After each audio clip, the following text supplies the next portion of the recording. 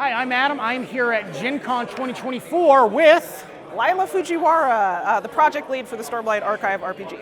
Lyla. It would be awesome. Could you tell us a little bit about your work history, maybe how you got tied into Brotherwise and the Stormlight RPG? Yeah, totally. So I guess I came originally from a career in tech and actually making like teaching materials for tech and online videos. So there's a lot of like how to code videos out there.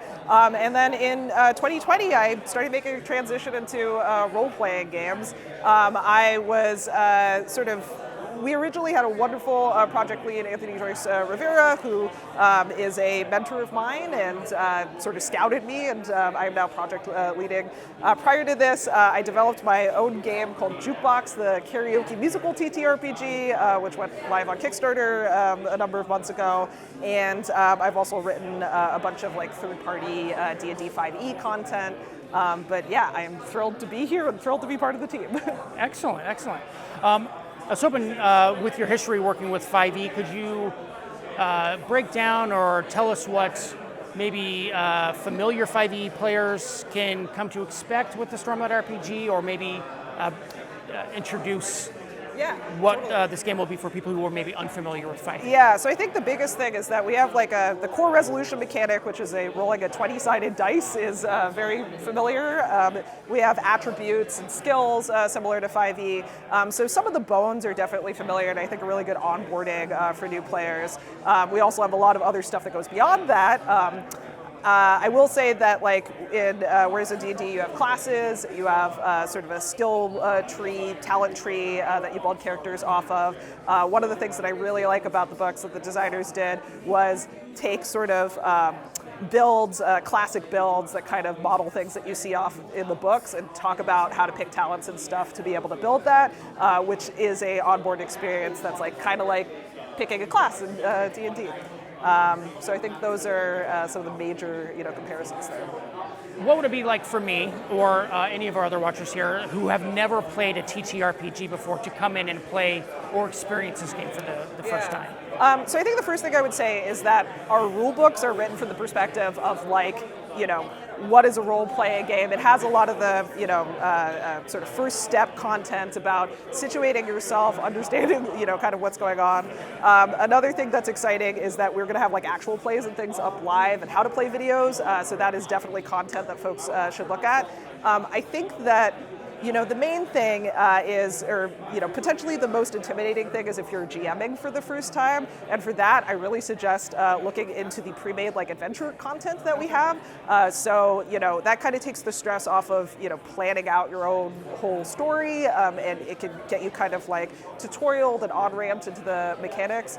The Bridge 9 adventure, which is actually something that we're demoing today at Gen Con, is a level 1 adventure that I think was written in a really smart way, where it kind of introduces mechanics one at a time, and has a little bit of extra text to get you set up and like going into that. So you roll your first skill checks, like you do your first endeavor, and it walks you through that. So you can kind of think of it as like the tutorial mode in a video game, both as a player and as a GM.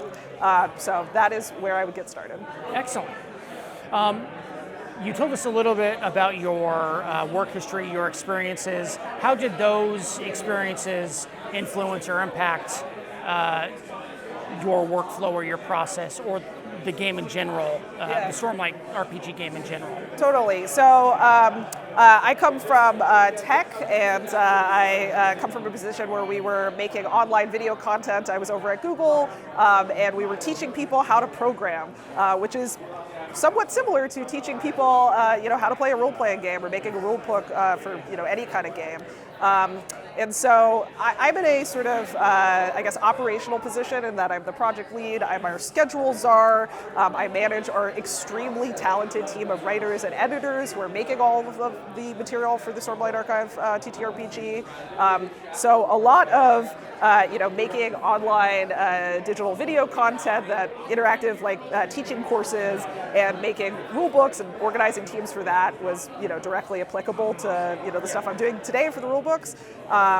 I think that kind of similar to teaching, there is a teaching mechanic of or a teaching element of what we were just talking about, of like onboarding people into the game. So kind of the eye of how do you break things down into steps, and take somebody who doesn't know anything from not knowing anything to be able to run their first game is definitely a skill that I have been using.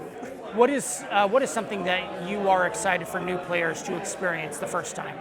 I think one of the things that really drew me into the role-playing game when I was reading the handbook for the first time was one of the ways that you level up as a character, which is very much based on sort of the narrative beats and character growth that your character has. Swearing Ideals is a moment of character growth in the books. And similarly, in the role-playing game, there is a lightly mechanized way that you go through all these dramatic moments and get tested throughout the story that you're running, and that directly ties into whether or when you're able to swear the different ideals and progress in your radiant path. And that is something that I thought was really cool to include in a game, and an interesting way to look at experience points and leveling up that is very specific to Stormlight. As you guys were building and developing this, what is something that you think is going to be, or has appeared to be, a small or overlooked feature that you think people will be excited about? Well, I don't know if this would necessarily count as small. I think that our inclusion of opportunities and complications is very cool in the plot dice. So I've been doing a lot of work facilitating the team that's working on the adventure right now. And one of the things that I think was really fun is within writing the adventure, we get to put customized little opportunities and complications for interesting little ways that your story could branch if in a critical moment you roll one of those. So I'm really excited to see how that makes folks' stories deviate when they're at the table. Is there any particular curveball that you guys threw at someone that you're kind of... I remember that there is a Sons of Honor spy that shows up if you happen to roll a roll in an infiltration that you're doing. So stuff like that. That gets adds a little bit more flavor than simply rolling a critical hit. That we added there. Obviously, the world of Roshar is completely alien to what we have here. What do you think, in particular, makes it such a good setting for an experience in RPG like the Stormlight RPG will be? Yeah, I mean, honestly, this is repeating a little bit, but it's sort of what I said before about how you have these scenes where, everything is stacked against the characters, and they just have this moment where they pull upon something within themselves that's also tied into the magical system to have this burst of power and do these creative, amazing things. And that is something that is built into our system, to have these kind of huge, impactful scenes where you get to kind of go, where you swear your ideals and the things sort of pop off. So that's one of the things that I feel just is very fun to, experience as a player. It is a fantasy world, and so we have social intrigue and infiltration stuff in the adventure, which I think works very well. Obviously, combat and warfare is a huge theme that occurs in the books. So we have a chapter, the GM guide, about running massive battles, and we have a little bit of a taste in the adventure of running a combat to that scale. So I think that the books themselves have so many different flavors of interactions that kind of map onto classic things that are happening in role-playing games, again, social intrigues, heists, infiltration, fighting, so it was there's some very unique things about the setting, having the spread there, and all of the flora and fauna of Roshar, which is captured beautifully in the pictures and things that we have in the World Guide, which is very fun. But I think at its core, it's a fantasy series, and there's a lot of classic stories in there as well. Thank you so much for your time today. I know it's a crazy day for you guys here. I've never been to Gen Con before. It's a zoo. Yeah, it is. It's huge. Yeah, it is gigantic. But again, thank you so much for taking the time to chat with us for a few minutes. It was lovely to chat. Thank you. Excellent. Thank you.